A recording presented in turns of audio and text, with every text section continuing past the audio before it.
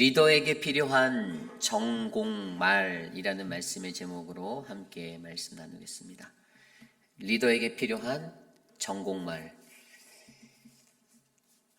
이 시대에 수많은 리더들이 세상에 존재합니다. 그들이 가진 지식과 학식과 또 각자 풍부한 가진 경험치, 어떠한 능력들에 따라 세상은 그들이 좋은 리더인가 좋지 않은 리더인가를 판별합니다.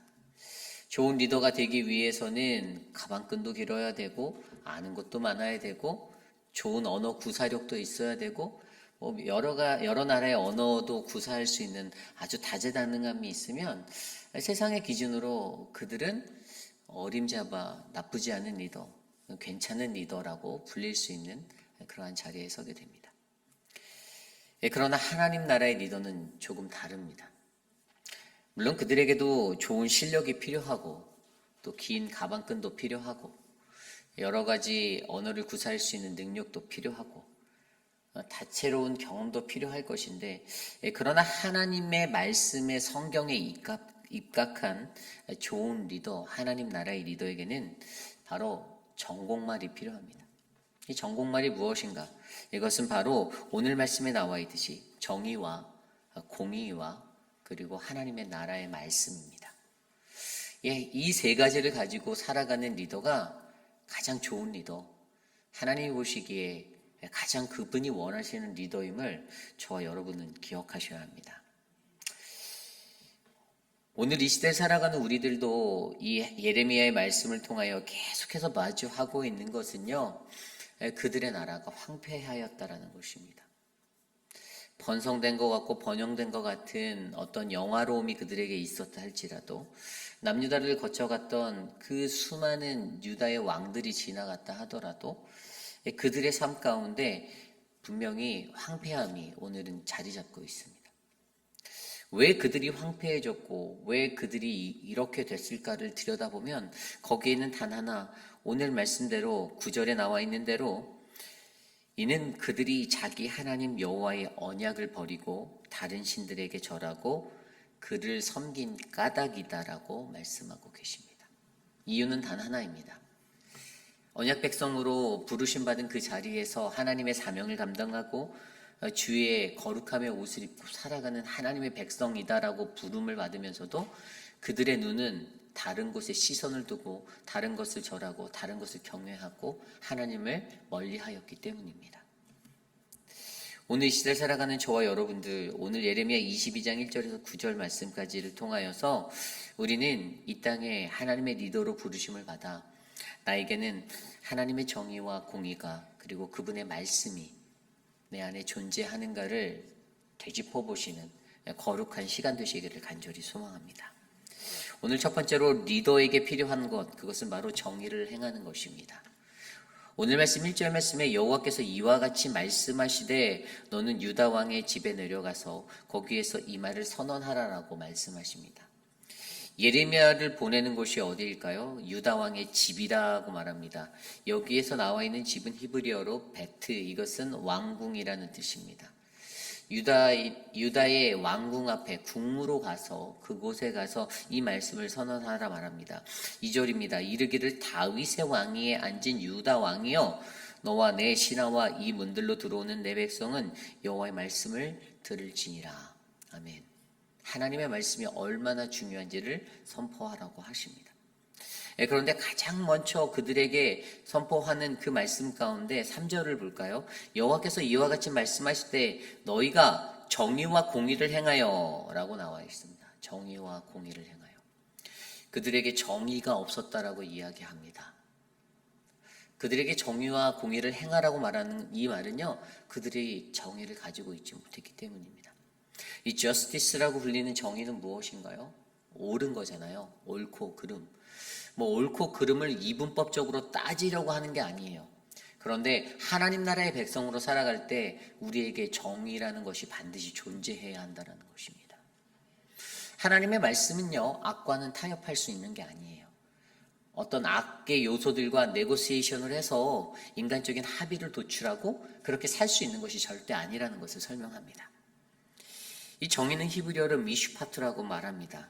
이것은 뭐냐 하면 사사나 또는 왕들, 그들이 시행해야 할 언약 율법과 규례에 관련되어서 사용되어진 것. 좀 더 간단히 말하면요, 정의의 가장 표준이 되는 것은 무엇일까요? 그것은 하나님의 언약 10계명이에요. 하나님은 무엇이 정의로운 것인지를 시내산에서 이스라엘 백성들에게, 자신의 언약 백성들에게 10계명을 통하여 알려주셨습니다. 나 이외에 다른 신을 섬기지 말라라고 말씀하신 그 우상 성빔의 배제함부터 시작해서 살인하지 말라, 이웃을 간음하지 말고 이웃의 것을 탐하지 말라, 그 모든 말씀들을 하나님은 하나님 사랑과 이웃 사랑의 범주 아래서 선언하여 주셨고 가르쳐 주셨어요. 그래서 우리가 이 땅에 살아갈 때 하나님 백성으로서 무엇이 정의로운가? 이것의 기준이 되는 것은 바로 십계명이 되어야 하는 거예요. 하나님의 말씀입니다.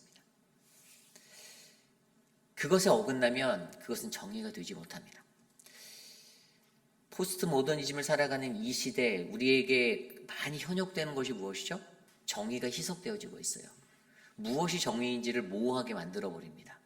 이것도 맞고 저것도 맞고, 이 종교라는 테두리 안에서도 종교 간의 대화를 범주로 한 에큐메니카, 이러한 것들의 가장 큰 문제가 무엇이죠? 복음을 희석시킨다는 거죠. 선을 모호하게 그어버린다는 거예요.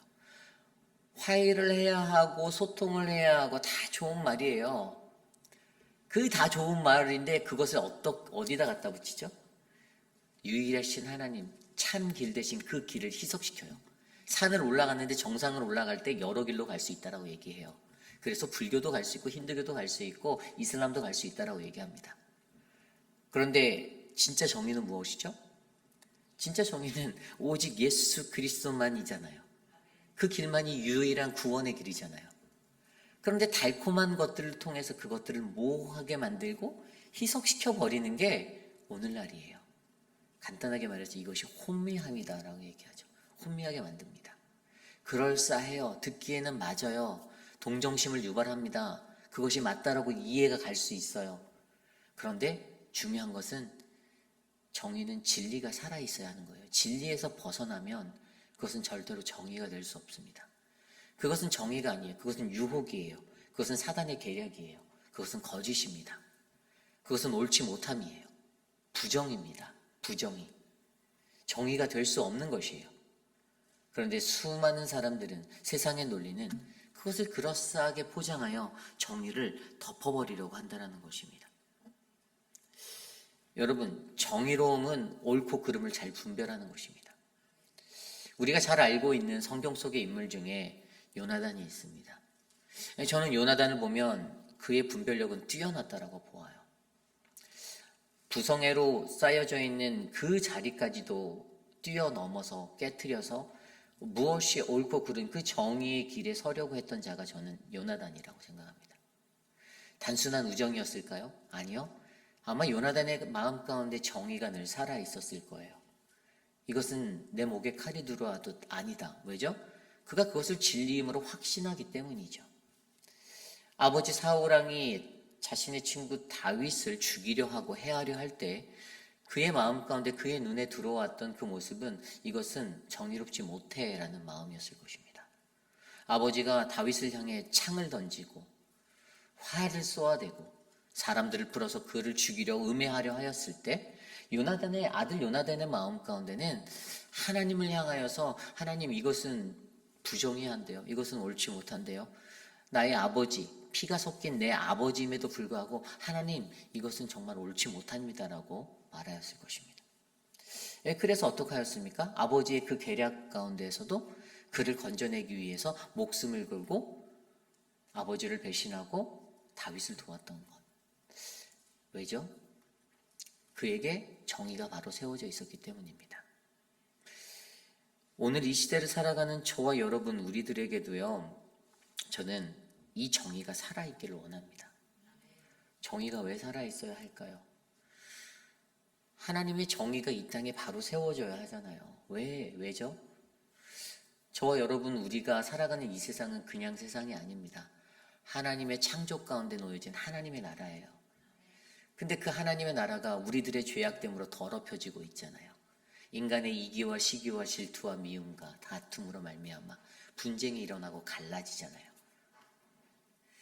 그래서 그 거룩한 나라가 바르게 세워지기 위해서는 저와 여러분들 안에 이 정의가 세워지고 정의가 행해지는 그 아름다운 삶이 실천되어져야만 합니다. 그러기에 오늘 저와 여러분들에게 넘치는 정의가 강물처럼 흘러넘치기를 간절히 소망합니다. 여러분들을 통해서 이 땅에 정의가 세워지기를 바라요. 사람들이 여러분들을 보고 저 사람은 참 정의로운 사람이야. 불의를 참지 못하는 거룩한 사람이야. 어떤 사람들은 그렇게 얘기할 거예요. 막 너무 정의에 대해서 막 이렇게 하면 저 사람은 쌈딱인가? 이렇게 생각할 수 있어요. 투쟁하려는 사람인가? 그렇지 않아요. 세상을 향하여서 틀린 걸 틀렸다라고 잘못된 걸 잘못됐다라고 자신 있게 용기 있게 외칠 수 있는 담대함이 있길 바랍니다. 저는 그것이 필요하다고 봐요. 그래서 우리가 잘 알고 있는 늘 얘기하는 디트리 보네포, 모든 목회자들이 존경한, 왜 그를 존경할까요? 목사인데도 총을 들고선 히틀러의 정권에 맞섰던 사람, 그를 살해하기 위해서 폭주하는 기관차를 멈추기 위해서라면 하나님이 싫어하는 살인까지도 범하겠다라고 하는 그가 왜 존중받을까? 그의 마음 가운데 살아있었던 그 정의가 진리였기 때문이다라고 저는 믿습니다. 그렇기 때문에 오늘 이 시대를 살아가는 여러분들을 통해서 살아있는 정의가 저와 여러분들의 마음을 덮기를 원합니다. 미가서 6장 8절에 이런 말씀이 있습니다. 사람아, 주께서 선한 것이 무엇임을 내게 보이셨나니 여호와께서 내게 구하는 것은 오직 정의를 행하며. 아멘. 하나님의 입장에서 하나님의 방향에서 선한 것이면 저는 그것이 정의가 된다고 바라봅니다. 그래서 하나님의 말씀의 언약 10계명을 따라서 그 정의를 지켜 행하는 저와 여러분 우리 모두가 되시기를 간절히 소망합니다. 오늘 두 번째로 리더에게 필요한 전국말 두 번째 바로 공의를 행하라입니다. 좀 전에 읽었던 3절 말씀에 보면 정의와 공의를 행하여 라고 나와 있어요. 두 번째로 말하는 건 공의에 대해서 이야기하고 있습니다. 이 공의라는 것은 무엇입니까? righteousness. 이것은요, 공평한 의로움이에요. 공평한 의로움. 우리 하나님은요, 차별이 없으신 분이십니다. 믿으십니까? 제가 목사라서 제게 더 주시고 여러분들이 집사라서 여러분들에게 덜 주시는 하나님이 아니라는 거예요. 저기 계신 장로님이 장로라서 저분이 더 받고 우리 교회 예수 처음 믿어서 온 아주 태신자여서 덜 받는 그러한 게 아니라는 겁니다. 우리 하나님은 누구에게나 공평하세요. 동일하신 하나님이에요. 그의 눈엔 선입견이 없으세요. 엉덩이에 뿔난 자식도 내 자식이고 엉덩이에 뿔이 안 나고 모범생처럼 살아가는 자식도 내 자식이고 그것이 하나님의 원리입니다. 그런데 오늘 이 시대를 살아가는 이 예루살렘 백성 그 땅에는 공의가 없었어요. 오늘 말씀 뒤에 보면 3절 후반부에 보면 탈취당한 자를 압박하는 자를 손에서 건지고 이방인과 고아와 과부를 압제하거나 학대하지 말며 이곳에서 무지한 피를 흘리지 말라. 이렇게 말씀하신 이유는요. 이 일들이 있었다라는 거죠. 이 압제가 이 탈취가 이 학대가 무지한 피의 흘림이 그곳에 있었다라는 겁니다. 땅은요 히브리어로 에제르라고 말해요. 그런데 그 땅의 가장 중요한 원리가 이 땅에는 피의 사무침이 하늘로 올라가는 소리가 있어요. 이 땅에서 무지한 피를 흘리면 그 피는 반드시 기억되어지고 하나님이 그것을 보시고 그것에 합당한 것들로 그것에 보응하시는 하나님이십니다. 땅의 신음소리를 들으시는 하나님이에요. 왜죠?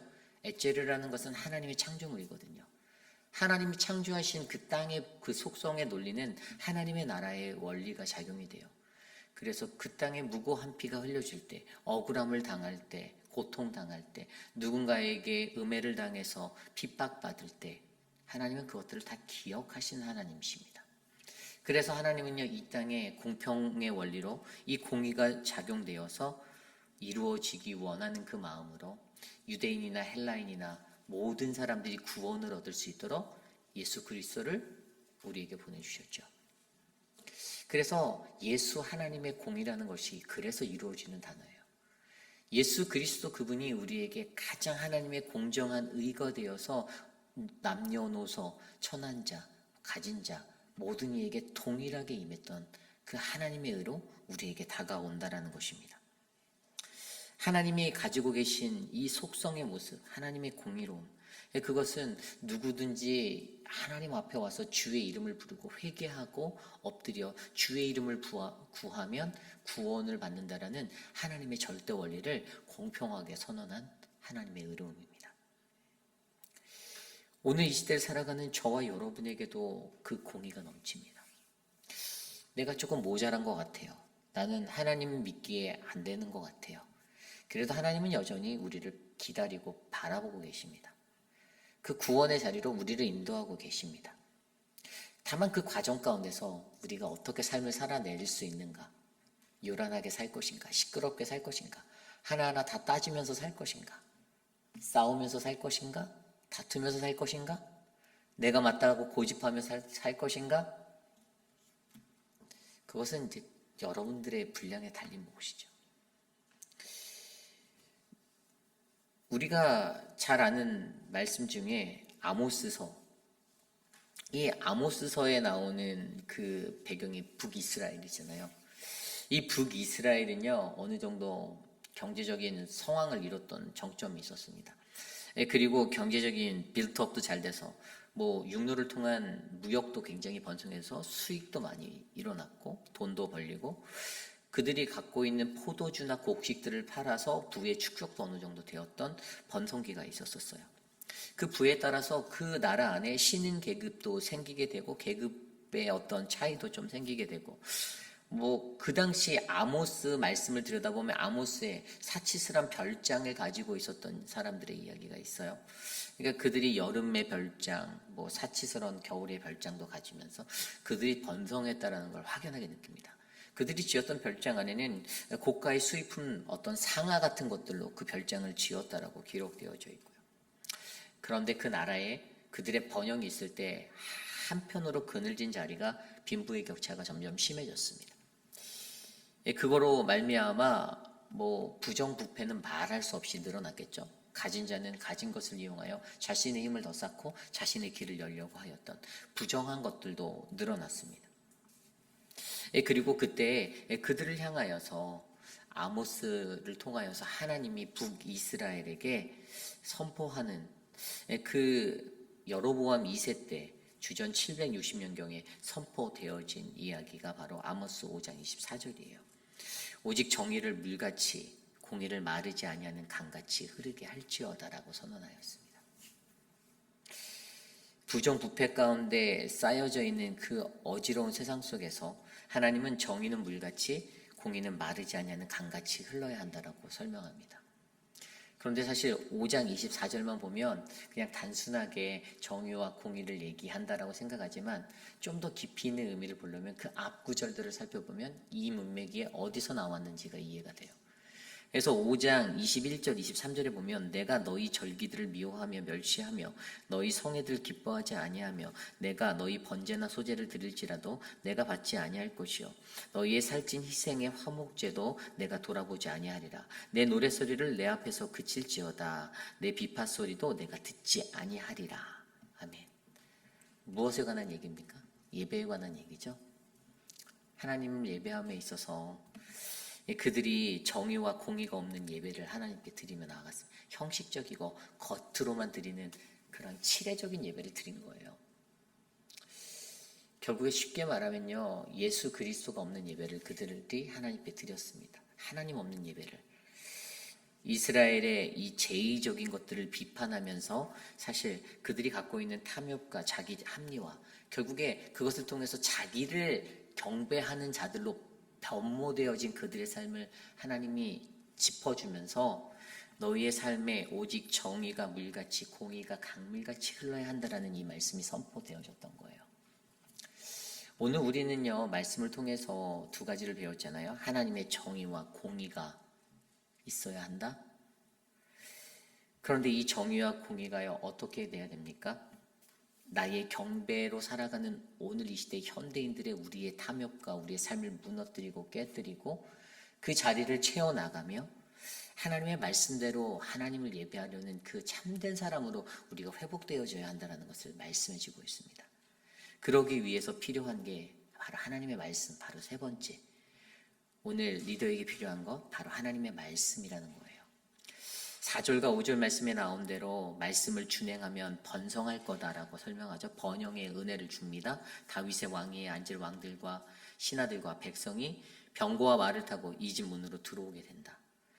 그러나 5절에 그러나 너희가 이 말을 듣지 아니하면 하나님의 말씀이 그들 안에 없으면 이 집은 황폐하게 될 것이다 라고 설명하고 있습니다. 하나님이요 그들에게 순종했을 때 축복을, 그것을 순종하지 않았을 불순종 때에는 바로 이러한 파멸을, 황폐함을 준다라고 말씀하시면서 6절 이후에 무엇을 말씀하십니까? 6절 이후에 그들이 불순종하였을 얻게 될 파멸과 조롱, 7절에 나온 대로 그들이 파멸당할 것이고 내가 너를 파멸할 자를 준비하리라. 그리고 8절에 보면 그들이 조롱받게 될 것이다 라는 이것들을 통하여서 하나님 말씀을 안고 살아가는 자들, 지켜 행하는 자, 참으로 하나님 말씀을 지켜 행하는 자들, 그것이 얼마나 중요한 하나님의 정의와 공의를 행하는 것의 기초인지를 설명해 주고 있습니다.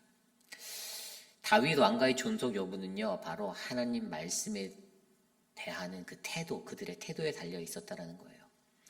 그 다윗 왕가가 무너지느냐 무너지지 아니하느냐는 그들이 얼마나 뛰어난 리더십을 갖고 있느냐, 어떤 자질이 있느냐가 아니라 가장 기초적으로 그들이 하나님의 말씀을 붙잡고 가느냐 가지 않느냐에 달려 있습니다.